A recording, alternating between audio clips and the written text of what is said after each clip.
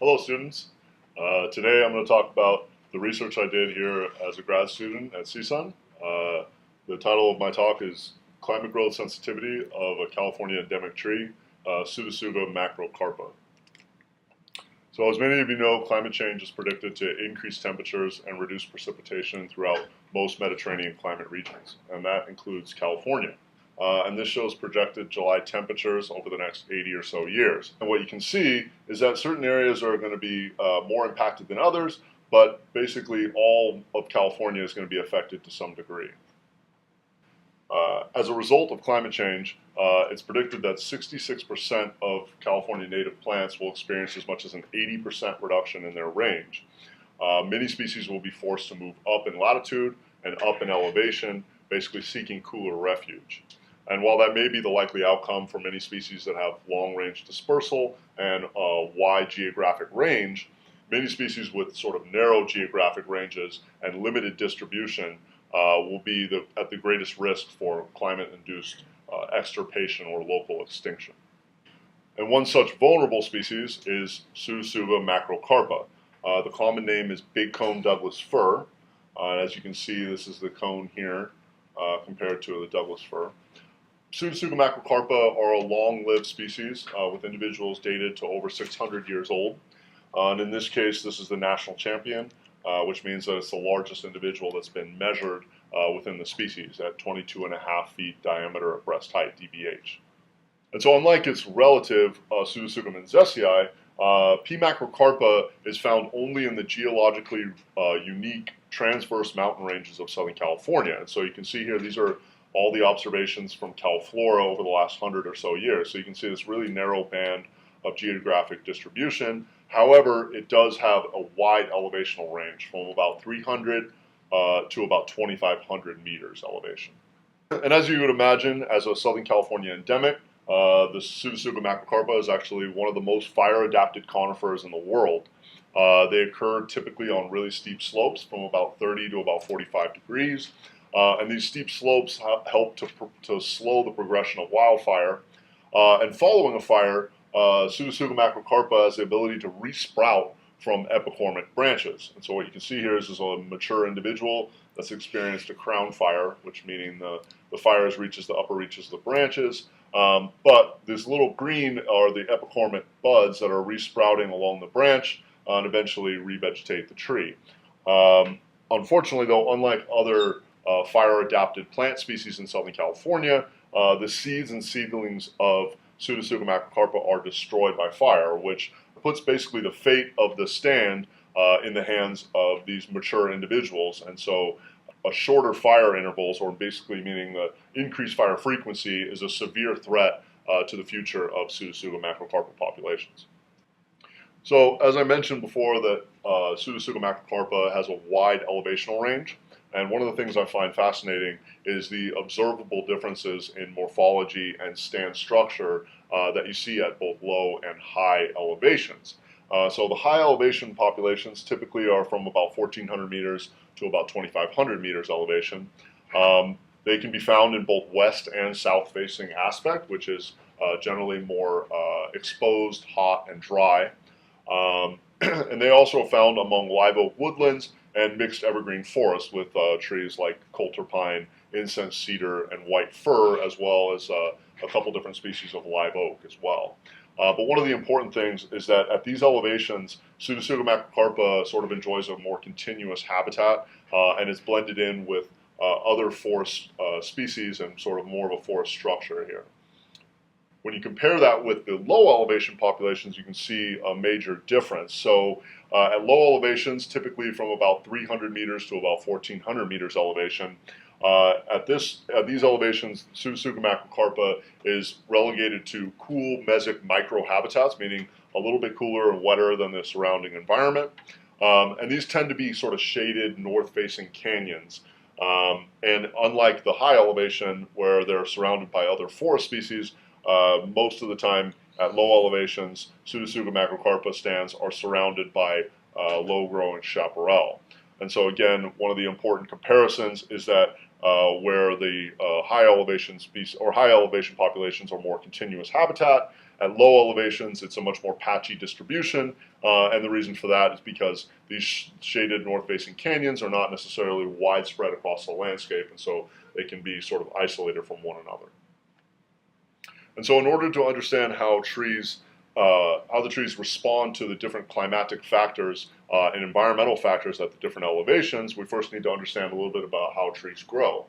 And so early in the spring, the primary growth occurs in the apical merostem, and this is what allows trees to grow taller and branches to elongate. When conditions are good, extra resources are then transported down the trunk into the cambium, and this allows the trees to grow larger in diameter, and this is done by adding annual radial growth rings. What research has shown is that there are certain climate variables that can limit the amount of growth that can occur in each year. And generally, those variables for Pseudotsuga macrocarpa are precipitation and temperature.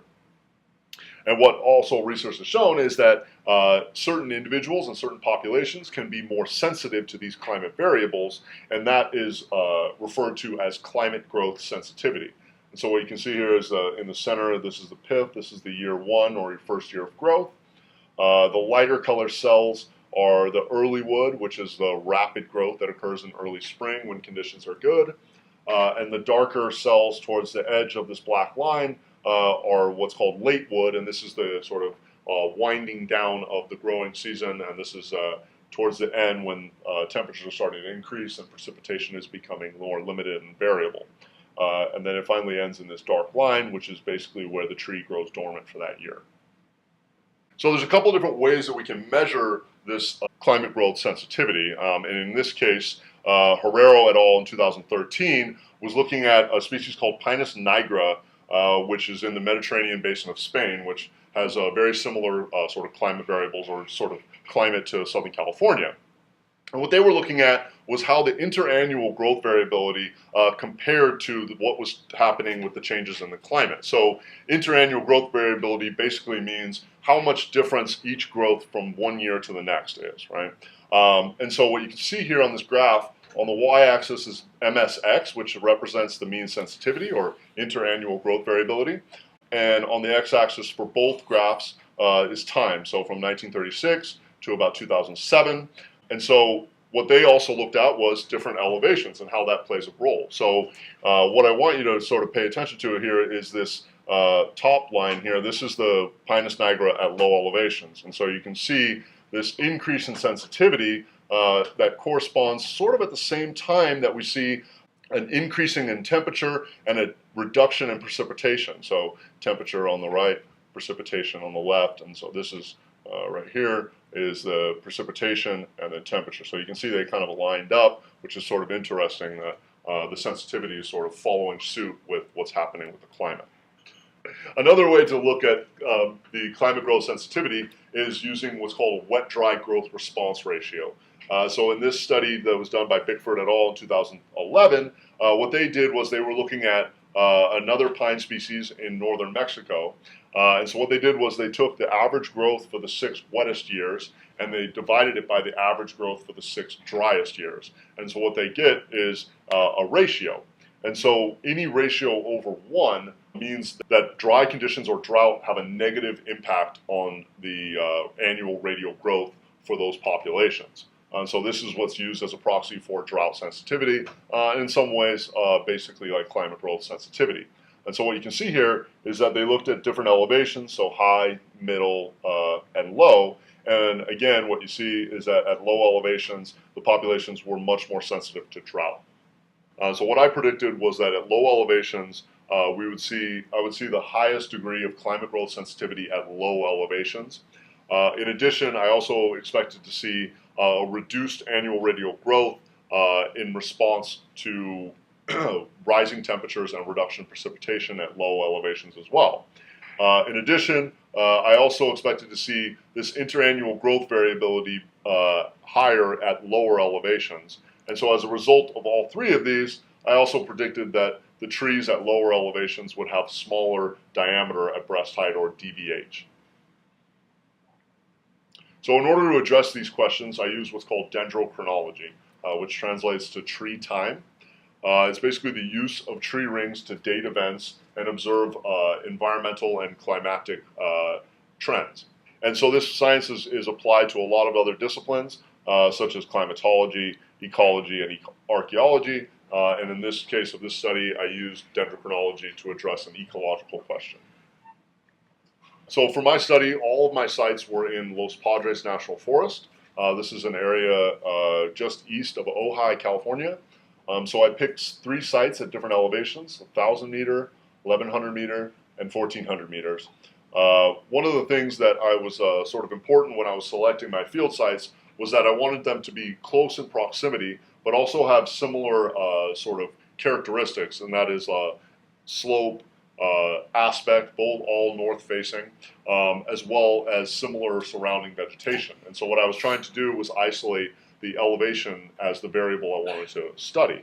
And so particularly in the case of the 1,100 meter and 1,400 meter sites, they were nearly identical in all of those variables, with the only exception being they were 300 meters elevation separating the two, or about 1,000 feet elevation separation. So within each site, I used what's called an increment borer to extract core samples from each tree within the stand. For each tree, I extracted 2 cores per tree using the increment borer. And so the increment borer kind of acts like a large drill that's sort of hollow in the center. And once the drill bit is drilled in, you can use this tool called a spoon to extract the core, which is about the diameter of a pencil here. So in addition to extracting cores from all the trees in the stand, I also measured the diameter of breast height, or the DBH. In addition to that, I took some measurements on stand density, as well as the site characteristics like GPS location, elevation, slope, and surrounding vegetation. So here's a couple drone shots for 2 of my sites. So this is a 1,400 meter site and 1,100 meter site. So once I had the cores extracted in the field and I brought them back to the lab, they're then dried under ambient conditions for 24 hours. And then they're mounted to a hardwood core mount. And this is done so that we can handle the cores without damaging them. Once the cores are securely mounted to the hardwood core mount, they're then sanded with 5 progressively finer sandpaper, 220, 320, 400. Those were all done on an electric belt sander. And then the 600 and 800 were done by hand. So once each core was completely sanded, the individual cells were visible through a dissection microscope. From there, the initial dating process can begin. So what I used was what's called the skeleton plot technique. And in this technique, strips of graph paper are dedicated to each core. What you see is this is 1850 all the way to 1900. And so when you're looking through the core, what you're looking for are rings that seem significantly narrower than the 3 rings on either side of it. And so when you find one of those narrow rings, they're subjectively scored on this graph paper. So the more narrow the ring, the longer this mark here. So for instance, 1864 was a particularly dry year, and it resulted in a really narrow ring. So once this is completed for all the cores, each strip of graph paper can then be lined up, and you can sort of observe the general trend of growth across the entire stand. So once the dating or initial dating process is complete, then each core is scanned using a high-resolution flatbed scanner at 2400 dot per inch. Then those images are then transferred to a program called CuRecorder, which is a coordinate-based measurement program. CuRecorder transfers or converts the dots per inch, or DPI, to millimeters, and in this way I am able to measure each ring digitally on my computer. And so this is a screen capture from my computer here. And what you can see is these 4 dots here represent year 2000, and then 2001, and 2002. And so these red arrows are indicating a couple of dry years, 2002 and 2007, as well as this more recent drought in Southern California from 2013 to 2016. You can see the narrow rings there as well. So one of the big challenges when you're dating these cores is that when conditions are stressful, when there is a drought or high temperatures, a lot of times it results in a narrow ring, which is again what you see is year 2000, 2001, and then 2002 here is a really narrow band representing what was likely a very dry or stressful year. Now, what can occur when the conditions are extremely stressful or when the individual is particularly sensitive to the climate is that the trees will not add any annual radial growth for that year, which can make dating these trees very, very difficult. And so what I want you to look at is here is the year 2000 on both cores. However, what you can see is year 2001, and then this narrow band that's present on the bottom core is not present on the top core. And so in this case, this tree did not add any annual radial growth for 2002. And so if you collect enough cores, you can find the missing pieces kind of like a puzzle.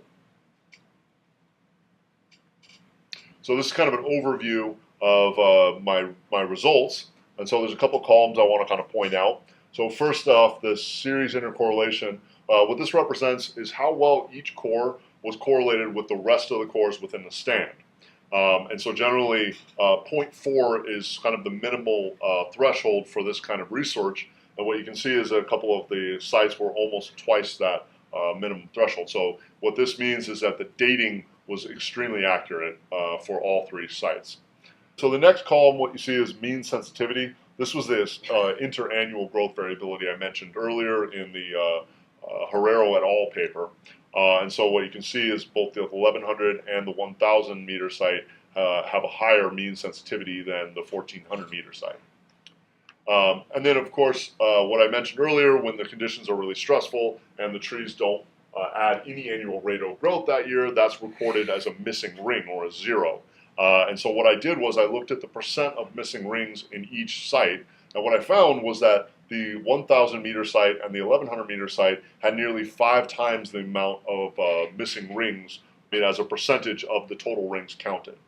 And so what you can see is the total rings here, and so with these three sites, I dated and measured almost 7,000 rings.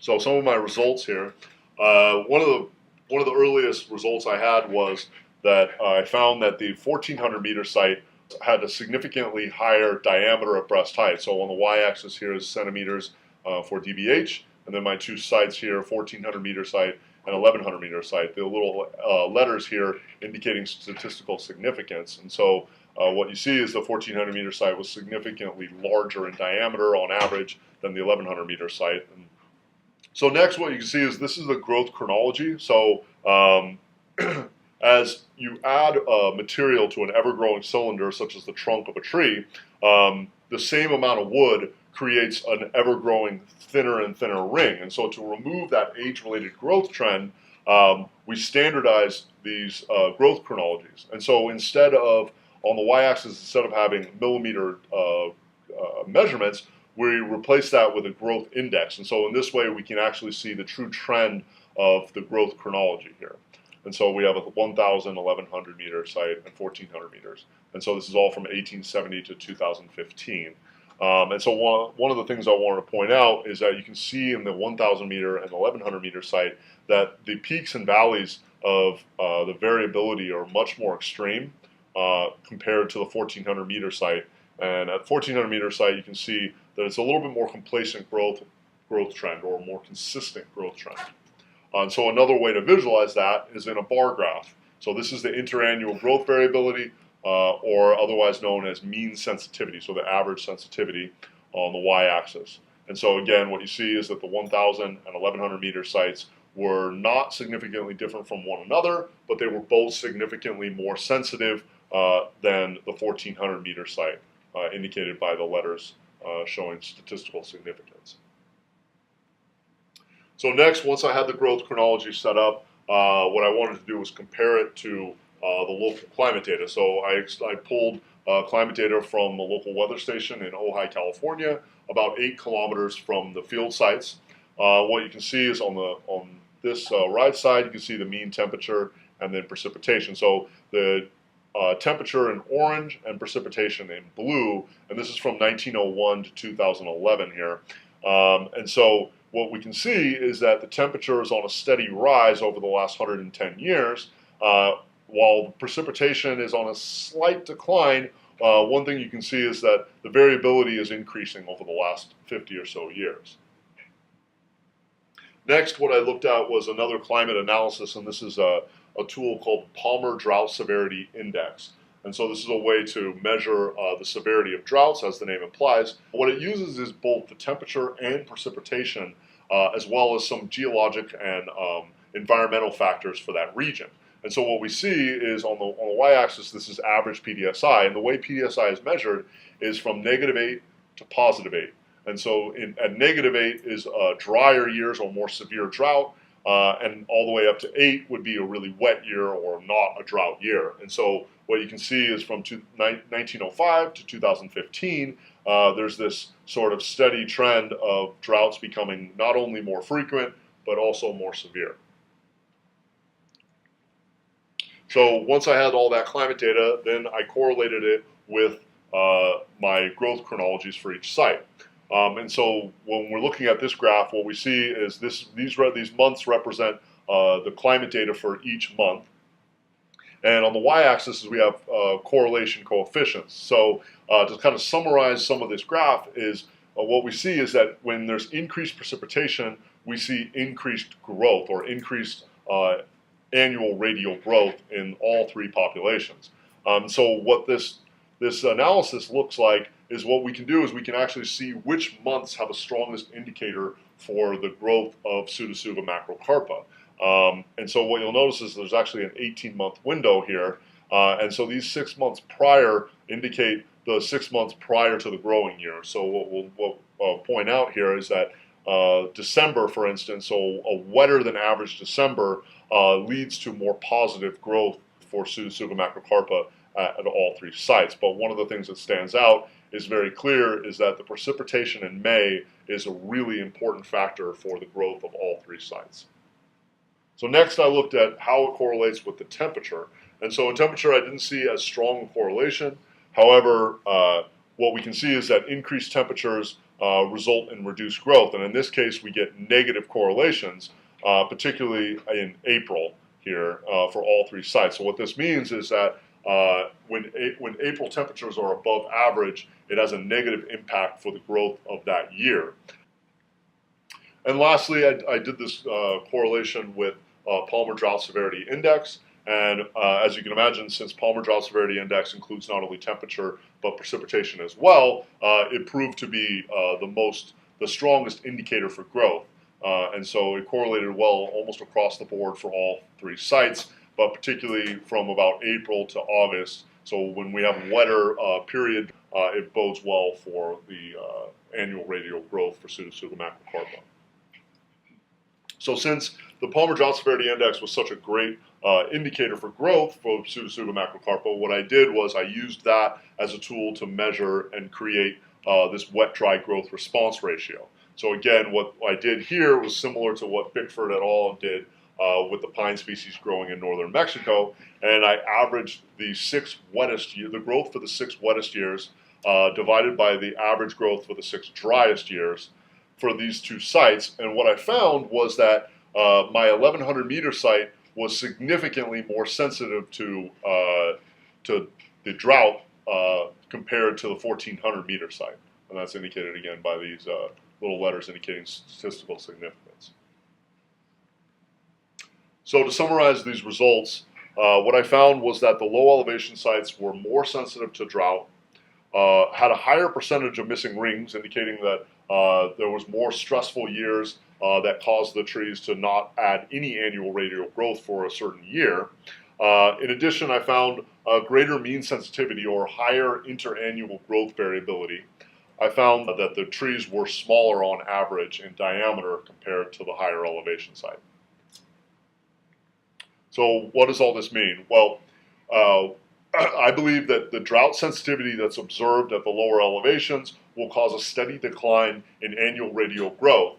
And research has shown that prolonged reduction in annual radial growth is linked to mortality. And so what we can see is this model that was done by Mannion in 1981. So on the y-axis here, this is vigor. This can represent basically sort of carbon resources for the tree. what we see is the fate of two different trees here. So an increased vigor could kind of basically indicate a healthier individual, and whereas the lower vigor generally indicates a tree that's experiencing chronic stress, which could be represented as sort of increased climate growth sensitivity. Over time, when the tree that has the increased vigor or healthier individual, when it experiences an inciting stress or an acute stressor, something like a severe drought or a severe fire, the tree with the increased vigor can bounce back from that acute stressor, whereas the tree with the lower vigor will generally be on a steady decline towards mortality, indicated by this black dot. And so, as we saw in the Palmer Drought Severity Index graph, is that the droughts are becoming more severe and more frequent. And as I mentioned earlier, that was a major threat to the sort of fate or sort of the livelihood of these Pseudotsuga macrocarpa stands, particularly at lower elevations, where they tend to be more sensitive to the drought and increased temperatures. And so what you can see here is this is following a fire in the San Dimas Mountains, and this is 10 years following the fire. And what we can see is these charred remnants of Pseudotsuga macrocarpa that clearly, even after 10 years, did not resprout following the fire. And so what we can see is that slowly but surely chaparral is coming in, encroaching, and replacing the stand. And so you might be thinking, well, replacement of chaparral, what does that really mean? You know, is that a bad thing? Well, if we kind of think about how these Pseudotsuga macrocarpa stands, particularly at low elevation, are sort of the only long-lived, tall, 100-foot trees on the landscape. They provide a really valuable vertical structure in an otherwise shrub-dominated landscape. And so what they found is that like a bird like the spotted owl here, in the San Bernardino Mountains, Pseudotsuga macrocarpa stands compose 39% of the nesting sites for spotted owls. And at low elevations, the primary nesting site within Los Padres National Forest for the California condor is also Pseudotsuga macrocarpa stands.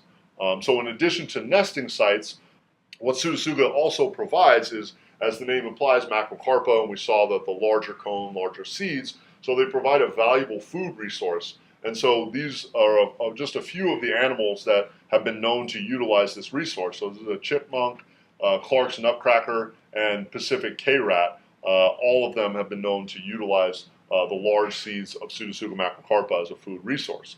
So what this means is that even though the low elevation populations of Pseudotsuga macrocarpa are patchy and limitedly distributed across the landscape, the loss of any one population or any one low elevation stand could have a cascading effect on the overall ecosystem.